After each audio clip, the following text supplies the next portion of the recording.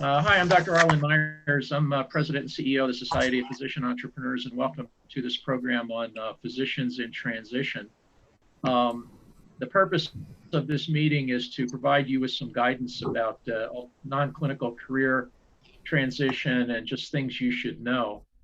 I'm pleased to have as our co-presenter today, Patrice Barber. Patrice, could you tell our audience a little bit about yourself? Sure, CEO of Career Connects, serial entrepreneur, and I'll be introducing myself in some of our presentation as we go. You'll learn more about me. Right. So just to set the stage, I think we know that there is a lot of healthcare entrepreneurship going on, a lot of it being driven by COVID. And at the same time, there's a lot of drivers of physicians becoming more interested in non-clinical careers. So um, the supply and demand seems to be sort of matching up, but there's some gaps in actually finding these positions, determining where your best place is, getting the knowledge, skills, abilities, and competencies to add value, et cetera, et cetera. So we're going to go through several of those issues during this presentation. A couple of ground rules. If you have any questions, just type them into the chat room. And at an appropriate place, we'll take a break and try to answer your question when you answer it. We'd rather make this conversational and interactive, and we'd much rather answer your questions than necessarily get through all the slides. This will be recorded, and we'll give you the link where you can download it once it's put up. So without further ado, Patrice, what's important about non-clinical career development for physicians or executives in transition, and why is this getting so much attention now? Well, great question, Arlen. I think what we're seeing in the media around this topic is first and foremost that the burnout rate for physicians is increasing across the pandemic, as it is with a lot of other people as well. But in particular, we're talking about this demographic. So there is a desire to find alternatives. You know, they're really looking for something else that will give them a better work-life balance, better, more time with family, appreciation in their job, et cetera, et cetera. So there's a lot of reasons driving the need for the change. And I want to share with you some case studies about various people who have gone through these types of transitions. Some are in the clinician world as physicians, physician assistants, etc., and some are outside. And the reason I'm drawing these parallels is to help everybody on here understand that you're not alone in this. It's not really unique to physicians, while there are aspects that are specific to physicians and what they need to think about as they're going through the process of considering transitioning. There are definitely a lot of many more similarities than there are differences between physicians and other leaders in industry, organizations, nonprofits, for-profits, many similarities. So we're going to jump in on some of the case studies and help you understand, hopefully through story, what it's like for other people, and you'll get a sense of how the journey might be for you as well. Before we jump in, I want to give you a few stats that you want to think about. So first off, director and above type of executive positions, finding a new full-time job at the leadership level that you are at will take industry standard 6 to 12 months. That's a current stat. That can seem really daunting for a lot of people. The other key factor around this is that less than 10% of jobs are found by applying to job boards. So then, of course, the question is, well, how do we find a job if we can't go find it on a job board? And we're going to answer that question as we go along. 63% of job openings are new positions. They didn't exist yesterday. They didn't get posted. So how are these getting created? How do you, as a physician, as an entrepreneur looking for alternative options, how do you go after these types of things when they don't even exist yet? What is that all about?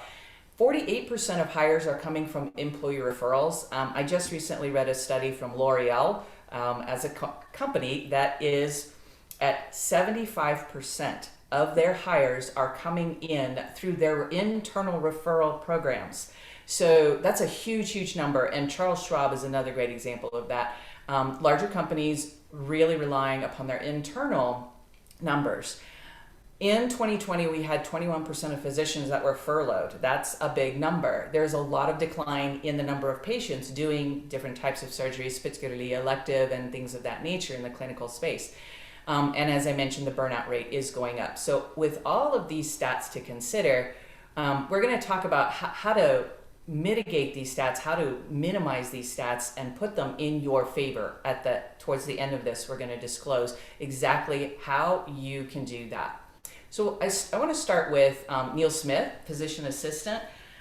He started out his career, as many of you may have done, a health systems clinician over 10 years. Launched a allergy services practice, and then and that was particularly focused on other other PAs and physicians who were providing allergy solutions for their patients, and so he provided some services around that. But he came to a point in his career where he was really struggling with, I want a new direction, I want to do something different, this isn't working, it's not getting me where I wanted to go in a number of different areas. So he launched into this program with us that we're going to be talking about today. And after 5 weeks of working with Neil in our transition program, he was able to reset his direction, develop his personal brand, do a bit of a rebrand on that, if you will.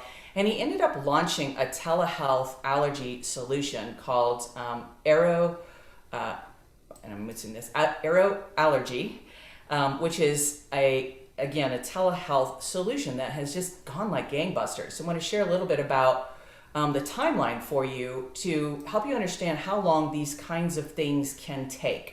Now, mind you, Neil is extremely driven. He understands what he's doing. He came into the concept and approached the right way by getting a team of people around him that was kind of an inner circle and then a growing circle from there to help get direction, information, referrals, resources for team members, and all kinds of things that are needed to plan this particular type of transition, which was launching a brand new kind of a practice and all that goes with it.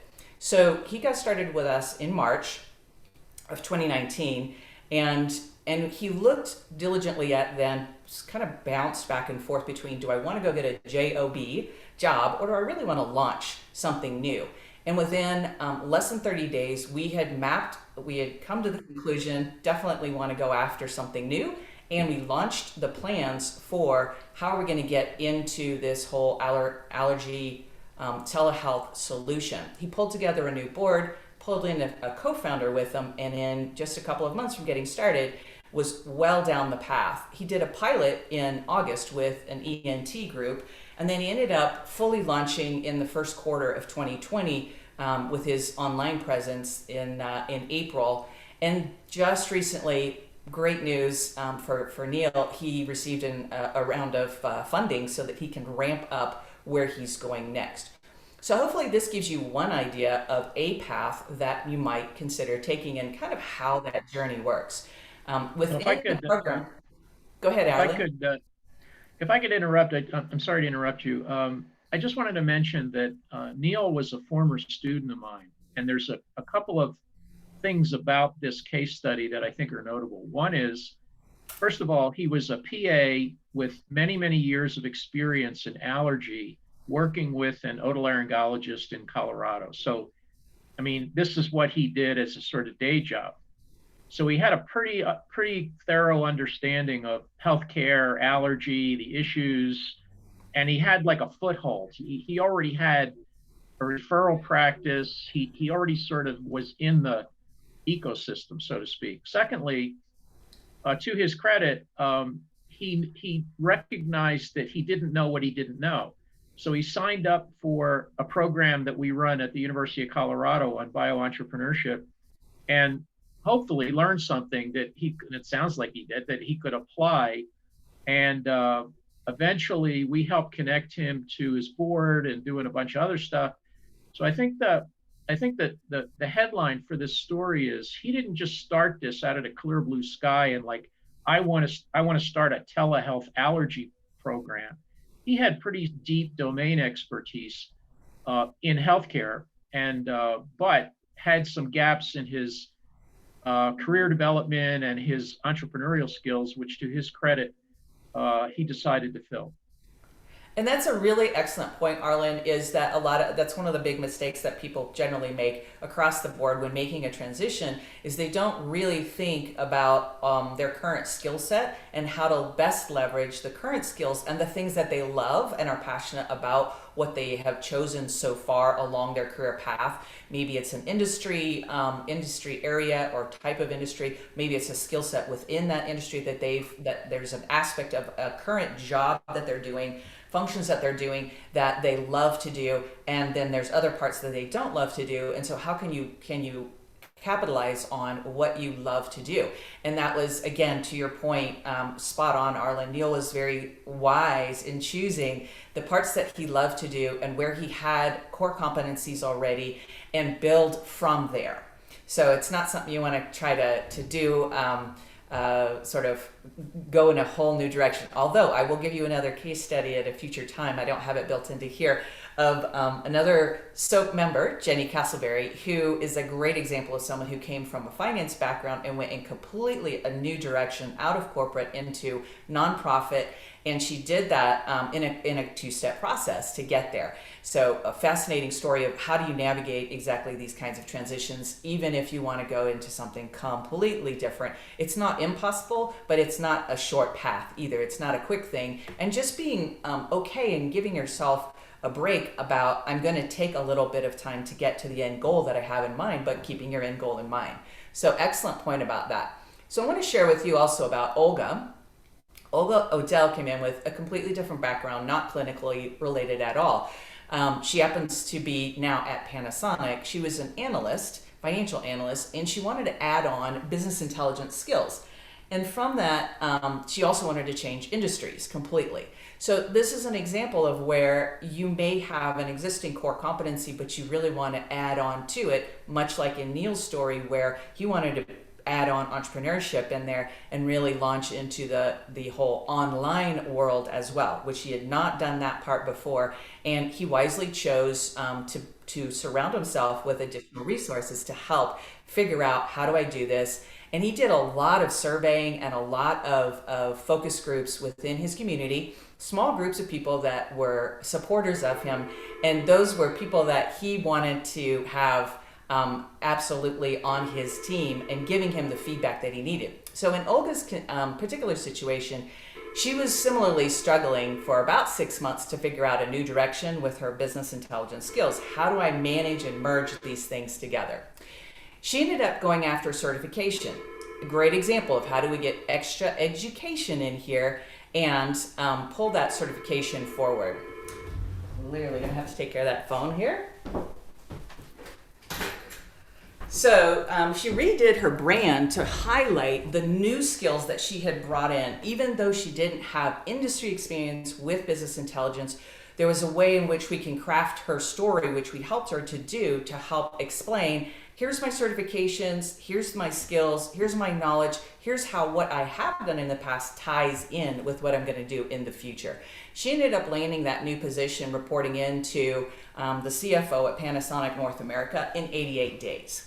So that's with a whole new skill set, switching industry types, and because she came out of the financial services sector and went into Panasonic, which is all technology. It's components and manufacturing, etc. Very, very different. Totally could do this. It was in 88 days. Linnea is another good example of going from nonprofit into a for-profit. So some of you may be in a similar kind of a situation in which you're in a clinician's world, but you're wanting to go from that into something more corporate-y focused, or maybe you want to step into nonprofit work of some sort. So it's totally doable. It's about understanding how to leverage and create a new brand for yourself, a brand that better represents where you want to go based on what you have already done and how that fits into the new direction that you want to go into. After we figured out how to get her message converted from terminology like in the nonprofit world, for example, we would talk about donors, and we would talk about members, and we talk about an organization. But in the for-profit world, we talk about fundraising, as in raising rounds of capital, and we talk about clients and client acquisition, not member acquisition and not donor acquisition. So the language just has to change a little bit, but many of the skills are quite transferable. And that's a key point here, is transferable skills. Arlen, I'm going to take a moment on that one. Any other comments you want to add into these three case studies so far, this type of concept? Yeah, my question is, in your experience, I mean, these are pretty impressive numbers, and people, making this transition fairly quickly. Because I mean, the rule of thumb used to be that for every $10,000 you're going to be paid in a new job, and you know more about this than I do. It takes a month. So it's going to take you 6 months to get a $60,000 job and a year to get a $120,000 job. Is that still the case, like back of the envelope? That is, and that's one of those very first stats that I was sharing out at the beginning, is that is still the industry standard, and we do see people taking that long to get into next positions. But when you choose to come into a program like this, where we're literally accelerating you into the various steps that you need to do, and you're working on it intentionally week after week, and you do that inside of a cohort so that you have other people and a support system, accountability, etc., that really makes a huge difference. This kind of a difference, we're chopping it down to less than 90 days instead of minimum 6 months. Right. And so think about, what does that mean to your pocketbook and the sanity and relationships with your spouse, your children, your community that you're in. It's a big Yeah, difference. yeah. Another question is, uh, the given these three examples and many others like it, what do you find to be the success factors? I mean, is this personal drive? Because obviously some people are going to be good at this, just like anything else, and some people aren't going to be so good at it. So if you were to name the number one factor that determines whether, like this person, you're going to be able to reprogram and get a job in 30 days, what would it be? to the number one thing is persistence, resilience, just perseverance. It's sheer grit to get through the process and not allow yourself to be drawn. There's an emotional roller coaster ride that you have to be mentally prepared for, emotionally prepared for, and the best way to keep the troughs at a minimum level and not have huge valleys and huge peaks is by getting engaged and involved with some kind of a community in which you're going through this with other people. So some kind of accountability, some way in which you're going to stay on track with doing the things that you need to do around this, because it's so easy if you're full-time in a current work environment of some sort. It's really easy to continuously be sucked back into your everyday work day, even if you know there's an imminent ending date because there's some kind of an exit, a merger acquisition occurred, a furlough is coming, the layoffs are going to come. They've told you about it already, and most people's intention, and thought process is, well, I'll deal with that when I get there. And the biggest problem with that is you are much, much more desirable when you are employed than when you're not employed by recruiters, by hiring managers, etc., which I realize seems totally counterintuitive. However, that's just a fact. So just persevering through this and making the commitment to every day, every week, doing some of the things that need doing, like working on the resume, updating LinkedIn, connecting with the necessary people that you're going to connect to. And we're going to show you exactly the process that you need to think about going through that these people have used. And it's a very engineered process coming from an engineering background myself. Yeah. So a little bit Great. about me. I am a CEO and founder. I've done multiple startups, successfully exited from 3 different companies. I am a recovering engineer, so I tend to bring very tactical, practical engineering practices to this concept of marketing yourself, branding yourself, preparing yourself for career transition. One of the companies, my most recent company that I exited, is a MarTech company. And so understanding digital marketing, online presence, and all of that became second nature to me as a part of having grown that company and then sold it off. So we're all focused on this whole career connections thing. And I launched it because I had been doing a program for several years And several hundred different people have gone through that program. And we've since worked with over 1,200 CXOs in different ways as founders, as co founders, as people transitioning from jobs, and then also worked with teams on these concepts as well. And I oftentimes speak around the globe on it. Most recently, Hyderabad, India, just a few months back, in Mumbai and Dubai, etc. Um, Part of a global network, much like Arlen is with Society of Physician Entrepreneurs. So I have this diverse background that allows me to see things in a really unique way, and I'm looking forward to working with each of you, those of you who are interested, in learning more about how you might put your path in place, put your roadmap in place, and begin this journey. So that's a little bit about me. The people that usually get involved with this type of a program, to further answer your question, Arlen, are people who are either passively or actively in transition. So they have in their head already the idea there's some driving force. I don't like where I'm at now, and I am ready to actively pursue the idea of making a change.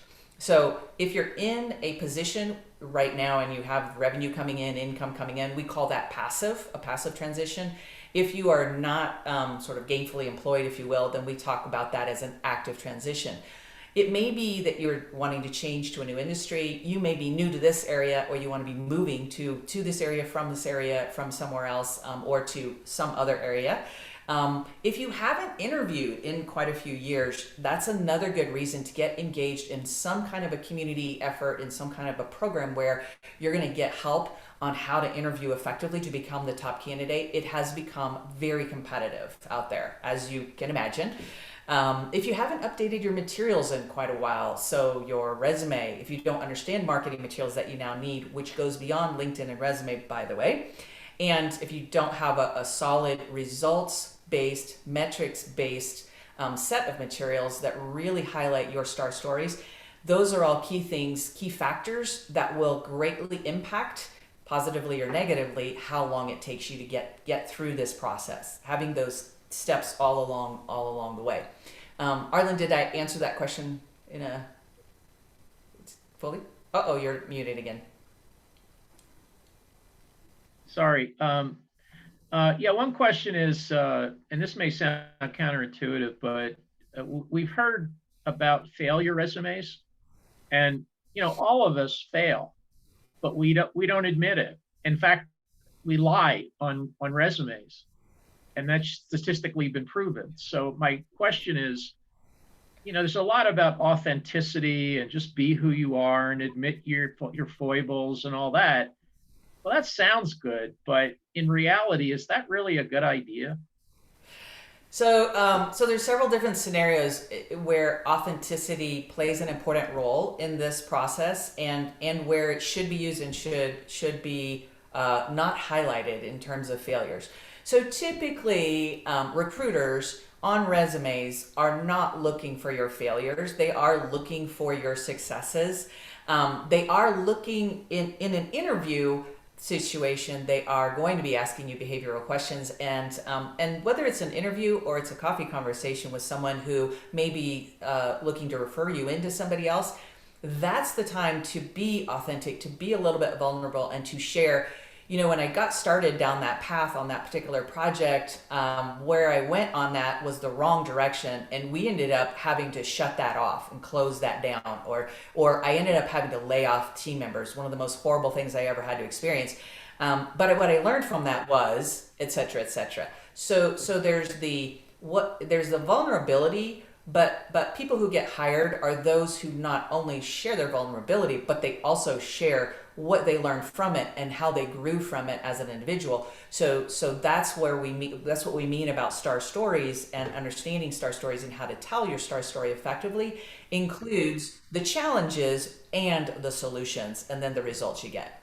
Yeah. Make And sense? my another question is, I find that, I mean, if you're a physician and you're actively engaged in practice, you're going to make six figures. Some people are going to make in the high six figures and maybe the seven figures, but they're burned out, they're fed up, they're unhappy, blah, blah, blah. And at this stage of the game, maybe the money intuitively isn't as important to them. But they have unrealistic expectations about how much money they're going to make if they transition out of medicine.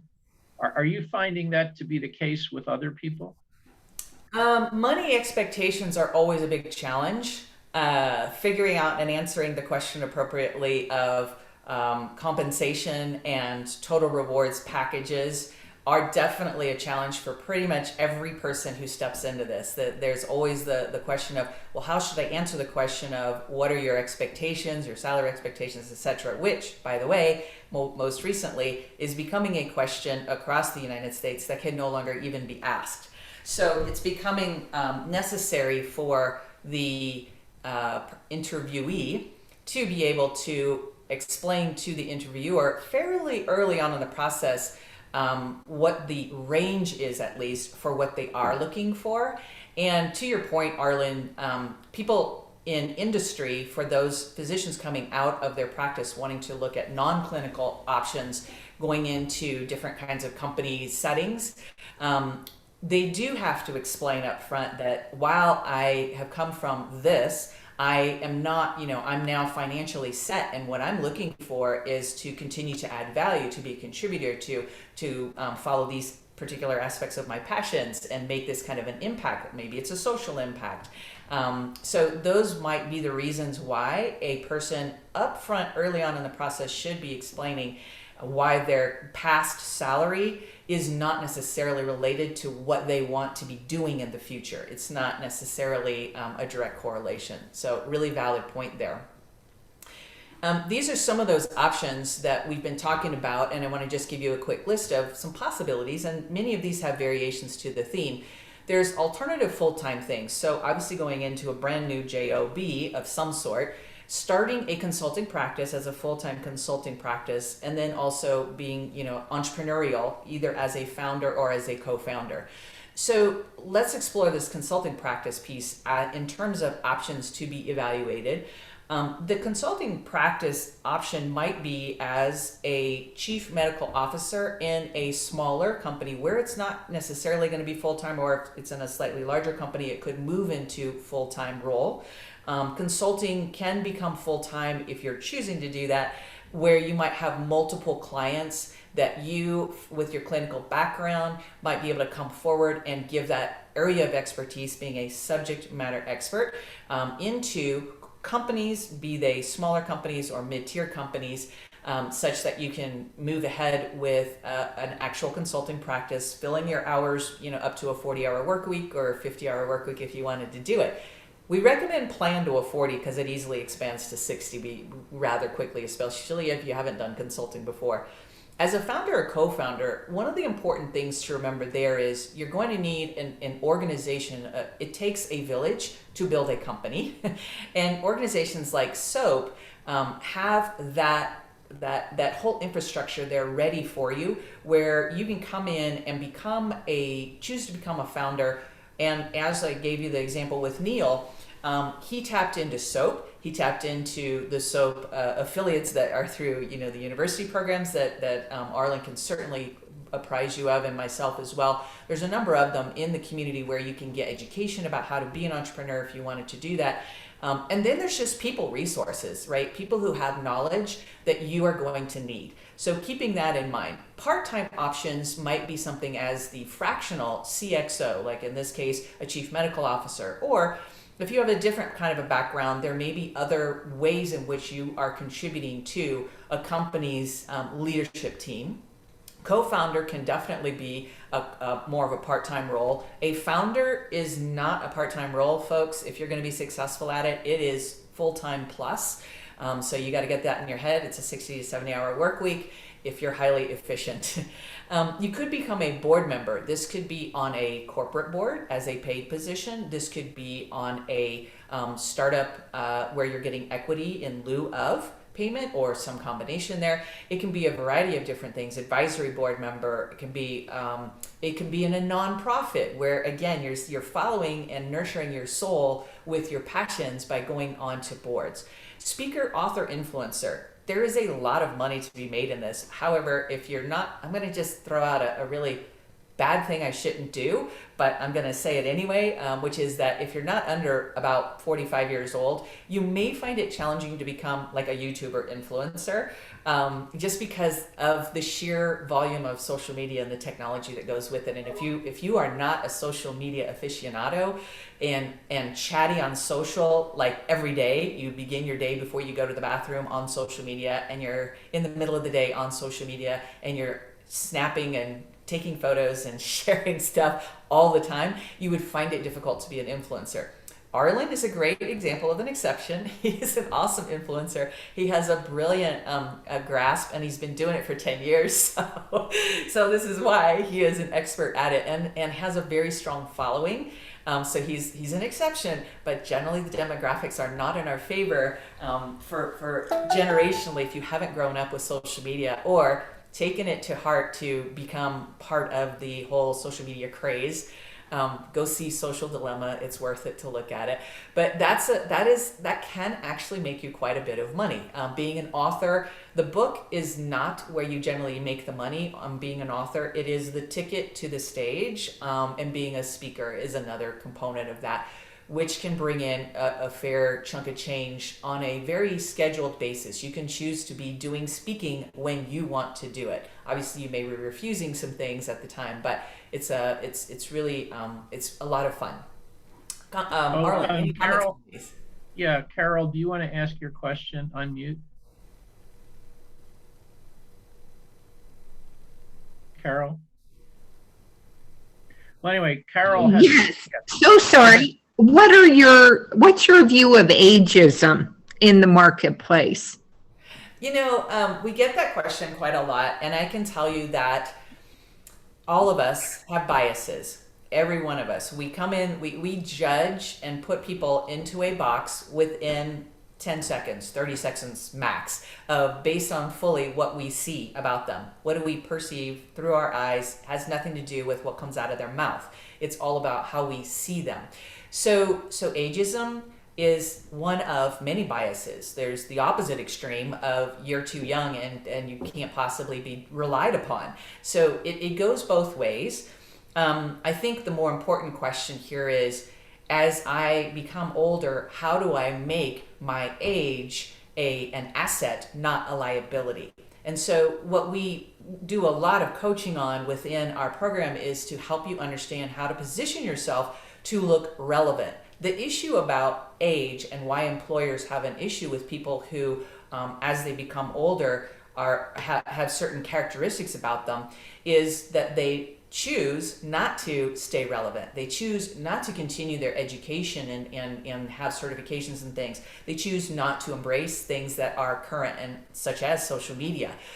So there are a lot of easy, quick things that you can do to make yourself become more relevant authentically in a very short amount of time. And it helps those who would be looking to bring you into their team as a leader and as a partner with them to mentor their team members.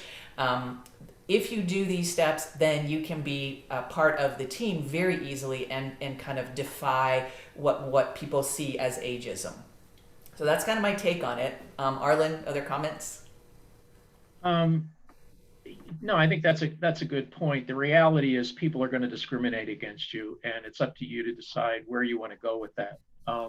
But it is, I mean, it's a reality, like you say, whether it's your age, whether it's your sex, whether it's the color of your skin, whether it's your accent, you name it. But it's a reality. It's an unfortunate reality, and whether you want to go to the mat or not is entirely up to you. But obviously, you have to live with the consequences, and you got to live to fight another battle for another day. So the world's a small place, and I would think twice before you say something. But that doesn't mean you shouldn't. I mean, if you feel pretty passionate about that, then say what you say. But you're going to have to live with the consequences. The second point I would make is that when it comes to evaluating non-clinical career jobs, I've observed in my career that it's used. First of all, you don't know what you don't know. You don't know what these jobs are like. You don't know what you're really supposed to do. You don't have the training. There's a different culture, et cetera, et cetera. So I would go into this as an experiment. It's like dating. So you try it, you give yourself a little wiggle room. If it works, great. You have the next date. You introduce it to your parents. If it doesn't, you quit and you move on to something else and try it. So I think you should get into this as an experiment and just keep an open mind and give yourself and the person that's considering you some wiggle room, particularly when it comes to working with health tech companies, medical director jobs, digital health companies, all that stuff. Because, those, first of all, they're not going to succeed. The vast majority of them are going to die. And so you're working for a company that has no longevity. And then what? Well, you got the experience. So now you can move on. So what I would suggest is that consider developing what I call a laddered portfolio. So what that means is, it's like a bond portfolio when you invest. So you buy a bond that has 1% interest, and then that retires. Maybe the market has changed, and now you can buy a bond that yields 2%. So you have a ladder of portfolio in your portfolio that yields basically an average interest rate. And when one expires, you roll it up into the next higher yield investment. Well, that's what I kind of do. I have a portfolio of stuff, and I don't have to go into all the stuff, but I have a portfolio of stuff that I do. And when someone approaches me or I approach them with an opportunity and they say, yeah, we want you to do this, I decide, is what they're offering me better than what's presently in my portfolio? In other words, if they're offering me 5% and I have a 1% bond, then I lop off the 1% and take on the 5%. So it's an evolution of and eventually it sort of narrows down because you can only do so much and you can only put so much effort into something to deliver value. So until you find your sweet spot, I would just kiss a bunch of frogs. Now, if you're lucky, you'll kiss the right frog early on, but that's pretty unusual. So you really just have to kiss a bunch of frogs and figure out where the fit is and take the long view. If you're extremely lucky, it's love at first sight. You live happily ever after. But you know what? 50% of people who get married get divorced. So it's like, that's going to happen. So just figure it out, dust yourself off, pick yourself up, learn the lessons, what you do wrong, take personal responsibility, and just move on. And while I completely agree on a lot of parts of the analogy that Arlen just shared, I'm going to say that there's a few other things you want to take into consideration. And the first and foremost is, what is your why? Why do you want to make a change at all? What is the driving force behind this? And once you understand your why, and we're going to talk about how you define where you're going to go with this, that will also help you make that choice that Arlen's talking about of, do I want to do this thing or that thing? While a return on perceived investment of time and energy is a criteria, for most people, we found that speaking to their passion is even more important, and that they tend to have a much faster ramp up and a higher success rate when they're driven by their passions.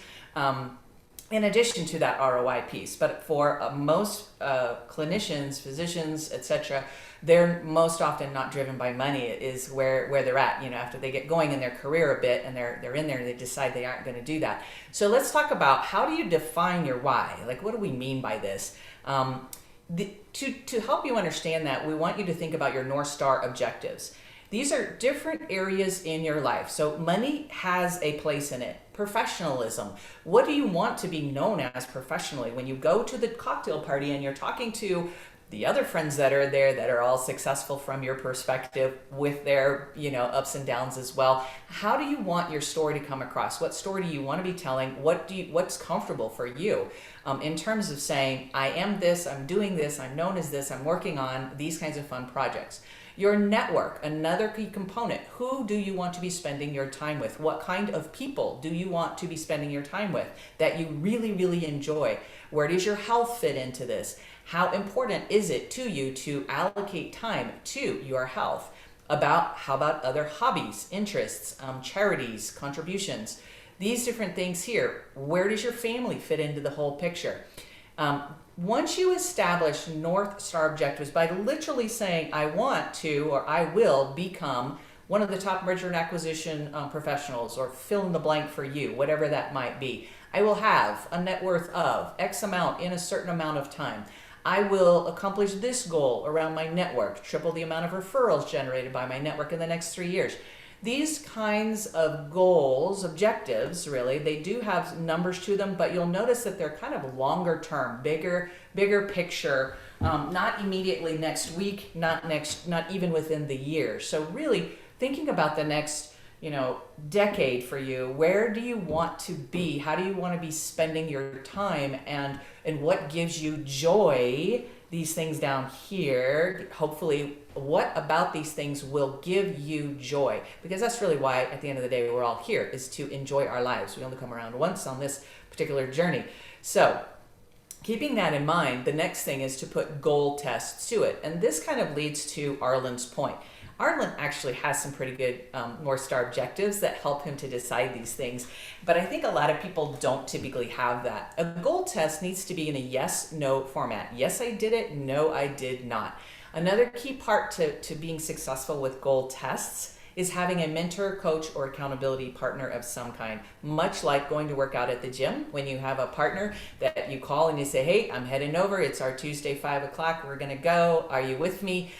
It helps motivate each other to do what you're going to do. So these would be an example of a goal test as it as it aligns with one of those North Star objectives, such as networking. This week, I strengthened my professional network by sending at least one email a day to contacts I would not otherwise have emailed. This month, I attended at least one networking event. Kudos to all of you on this call for attending a networking event. Hopefully, you're going to actually take action besides sitting on this call to connect to the people on this call and figure out, why are they all here? How can you help them? How might they help you?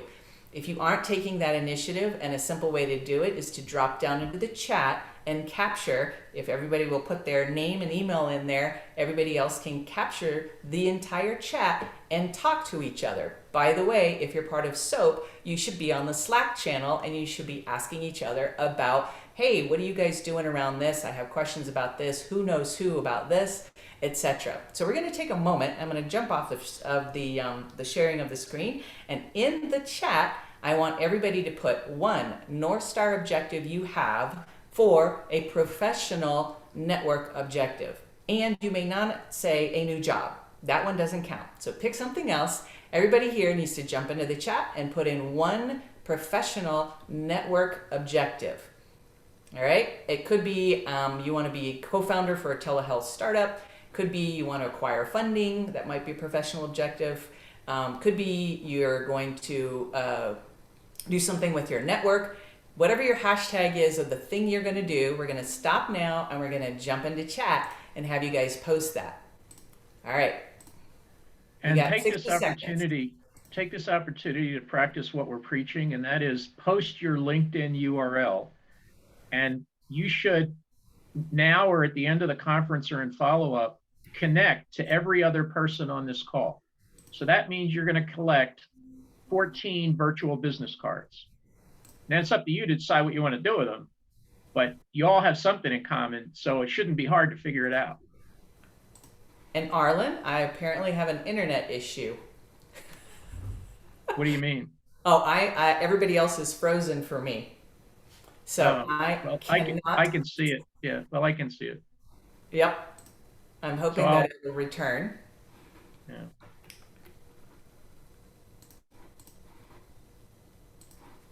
Okay, so we're getting responses and people are posting. Good. Keep doing it. Keep posting your LinkedIn profile. Good for you. And we want to do that North Star objective in there. Yeah, and then we want you to write the North Star objective. One thing, hashtag one simple thing that you are planning to do as we go forward. Right. So Mary B, I'll just read it. Freelance medical writer needs assessment writer. How is that an objective? Yeah, maybe. Right. To assist professionals with their commercial real estate needs. So it sounds like Amanda wants clients. Is that what you have? Is that what you have in mind? So a North Star objective, Amanda, would be something a little bit broader than that. Why do you want to help those clients with real estate? To what end? How does it help you? Right. So we're looking for the why, not necessarily the how or the what at this point. Um, Dave once wrote, locate the ideal market niche for a new remote sensing technology for remote monitoring. And Arlen, I'm going to jump out and try and jump back in here. All right. Um, expand speaking opportunities to support small business ownership, be a co-founder of a healthcare digital company.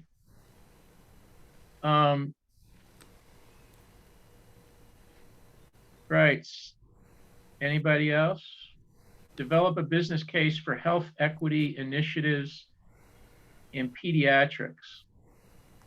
So a lot of these responses, if I'm interpreting them correctly, have to do with what you want to do. Like, I want to create a company, I want to be a speaker, I want to be a writer, you're describing how do I get my next gig? I think what we're driving at is why, which Exactly. is a somewhat different question. Is what trips your trigger? Like, of the list that Patrice listed. So if you were successful doing this, how would that make you happy? Is it the money? Is it the time? Is it the sense of meaning? Is it contributing to society? It's like, what trips your trigger? And like a medical director gig, I mean, it's the same sort of thing, to make a positive impact. Well, what does that mean? Everybody wants to make a positive impact. Everybody wants to help, have meaning in their life. But what specifically, what would that look like? And, the way the catchy little phrase I use is, you make this personal, but you don't take it personally. What is it about your personal story and your mindset that trips your trigger, such that if you achieve it, you're going to be a happy person and say, you know what? I made a difference. I'm happy doing what I'm doing. Interested in helping doctors understand their finances, moving a great idea to market. That's getting a lot closer there. And Arlen, I'm going to tell you that I can see you guys on my phone. However, everything on my end is completely frozen. So we're going to just wrap up where we're headed on all of this without any merit of slides. So which is totally okay. We do that too. So maybe you can comment then on this exercise, because actually we only have 10 minutes left. Yep. So you've heard. Can you see the chat? I think I can. Yeah, I've seen some of the chat's comments in here, and you guys are kind of getting the idea of it. The point of doing your North Star objectives and then subsequently the goal tests is to really get clear, as Arlen has pointed out, and what I'm trying to help you understand is about your bigger picture why. Why do you want to achieve that? What is it that makes that important for you? So this is a tough exercise, but it's a really important one, that if you have these things, if you have these key objectives in mind and written down for you, making decisions about what choices you're going to choose for yourself that align with all of your North Star objectives becomes really easy. If you have a time allocation that you want to spend with your children, for example, with your family, of 10% of my time per week needs to be spent on that, 20% on networking, 30% on my gainful employment of, so out of your waking hours, how much time do you want to be allocating to what? Understanding that and how the different types of things that you want to be known for, that you want to participate in. Say, for example, you wanted to improve your golf game. Well, going off and taking tennis lessons isn't going to be in alignment with improving your golf game. So that's just a real simple example of why it's important to start with your why, your North Star objectives, put your goal tests in place, and then move on from there.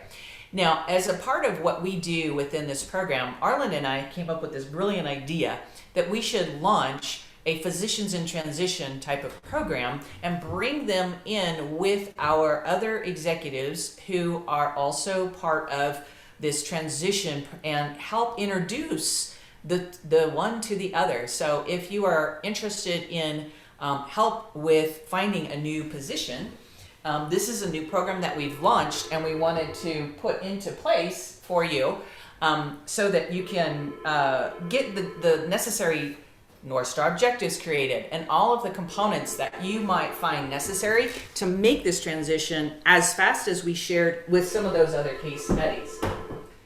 So that's why Arlen and I are doing this whole thing, is really to make sure that people are aware of what steps to take, how you can do that quickly, get involved in the community SOAP in particular if you're going after entrepreneurship, and come away with your transition roadmap and be doing that at speed. 87% are going through this stuff in under 90 days. So it's totally doable, it's totally possible if that's a game plan for you. What is your website? careerconnects.com. But I also, in the chat, I also put my email in there. And so if you are interested in finding out more about this and how this would work for you and how to establish your own North Star objectives and put these steps in place so that you can move through this, reach out to me, pbarber@careerconnects.com, and we'll set up a time and chat more about what your journey is and where you're going to go with this. All right, and for those that have asked, we're recording this and we'll post it on her website. So if you want to go to the website and download it and watch it, you're welcome to do that. So in the few remaining minutes that we have, I want to ask you another one or two questions. One is, for many, many reasons, we've seen a lot of so-called career coaches coming out of the woodwork. And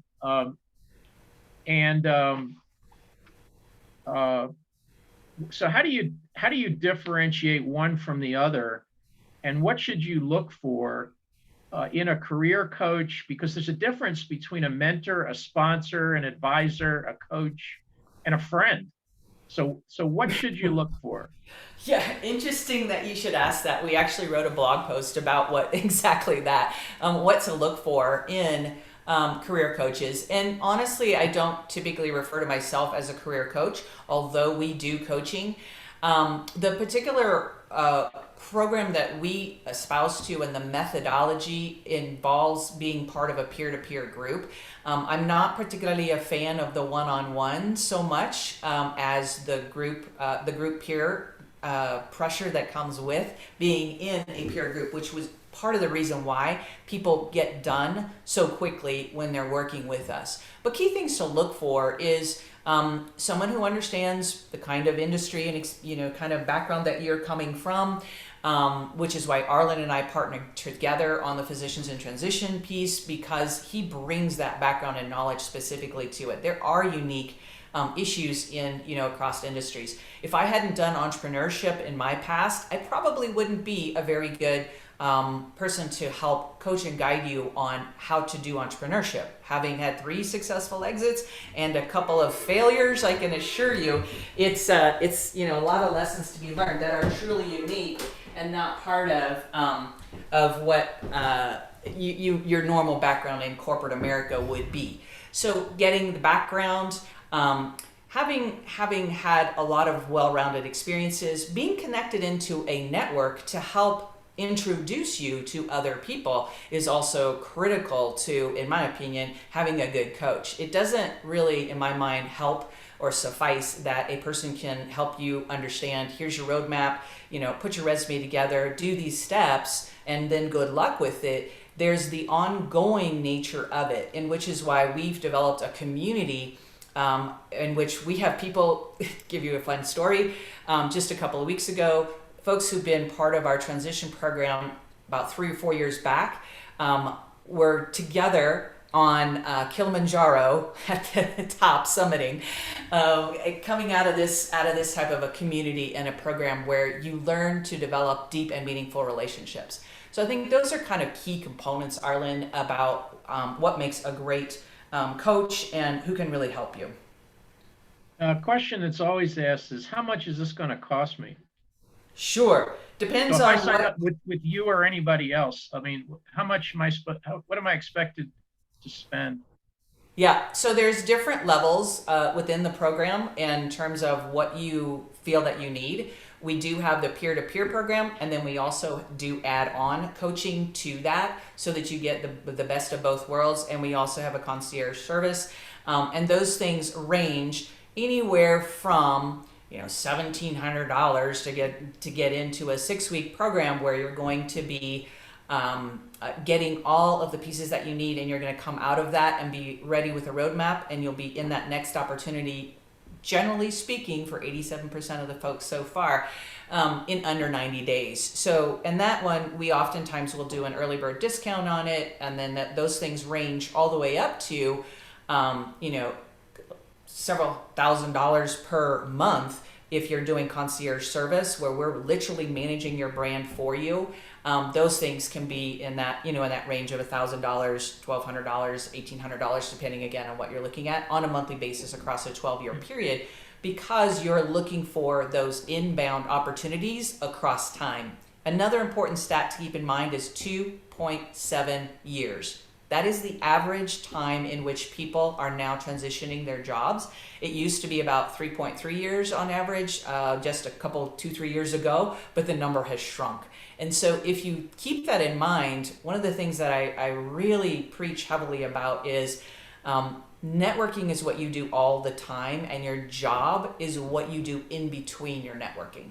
So the single biggest reason people are unhappy and leave their job is they don't like their boss. And so so you have to say, well, am I unhappy or whatever? Am I doing this because I don't like my career? Or am I unhappy because I don't like the place that I'm working? The culture sucks. Or do I don't like it because I just simply don't like my boss? And it's unlikely that my boss is leaving or is going to leave. Now, that happens every now and then, but it's unusual. So one thing I would mention to you is, that's what this introspection is about. And number two, sometimes the problem is you actually like your job. You actually like the place that you're working. You just want to do something different. And sometimes if you want to stay where you are, but you just need to kind of reset. So my question, this is the last question because we're running out of time, is, are you seeing people in industry, in healthcare or whatever the industry is, doing that? They're saying, you know what, I need to take, like, for the sake of a better term, a gap month and figure this out so I can keep working where I'm working, but do it so I'm happy instead of unhappy. And more than that, are employers paying for that? Because I would think an employer doesn't want a grumpy employee. They want someone who's productive and happy. Yeah, so there's a lot of questions baked into that, Arlen. First off, we do see companies becoming more and more progressive. I don't know that it's true in the healthcare systems, etc. I have not witnessed it there as much, but in corporate, I do see more and more trends towards internally offering opportunities to people, which then encourages that behavior that you're describing of a person deciding, gosh, I like the company overall, but I don't feel like I'm growing enough in my current position. So how might I do something different but stay inside the company? And so lateral moves or even progressive moves within a company. Companies are getting a lot smarter about how to retain that talent and give them those opportunities. So yes, that does exist. I haven't seen them. It is less common to have them pay for programs, but it is also done where they're paying for leadership development, including developing your personal brand, which helps you identify, why do I want to do the things I want to do? What do I want to be known for? Where do I want to go in my career and in my life? And how might this position or this company help me to achieve those goals overall, including developing my personal brand first, and then as being a brand ambassador for the company. So that's another example of how that gets baked in. In terms of taking a gap month, I have definitely not seen that kind of a practice, but what a great idea, that concept of sabbatical. Usually that's for a longer period. and we have all kinds of leaves of absence and reasons for that. Yeah. I think it would be really interesting to explore that option and idea and notion of doing Yeah. personal brand development, a month of really focused time on that. Great I've idea. actually personally done several of those, and they've been incredibly valuable to me in my career. But Yes. anyway, we're out of time. I want to thank Patrice Barber at Career Connects for your insights and advice. For those of you who are listening, I posted her website. If you're interested in joining us in the Society of Physician Entrepreneurs, we're at www.soapnet.org. You know how to get in touch with me on LinkedIn and social media and all that. And we're all available for help and support. And we thank you for your attention. Like I said, this will be recorded and then posted on Patrice's website. I don't know, it's probably going to take a week or whatever to get it done, but keep an eye on that. And thanks for your attention and have a good day. Thanks, Arlen. Thanks. Thanks.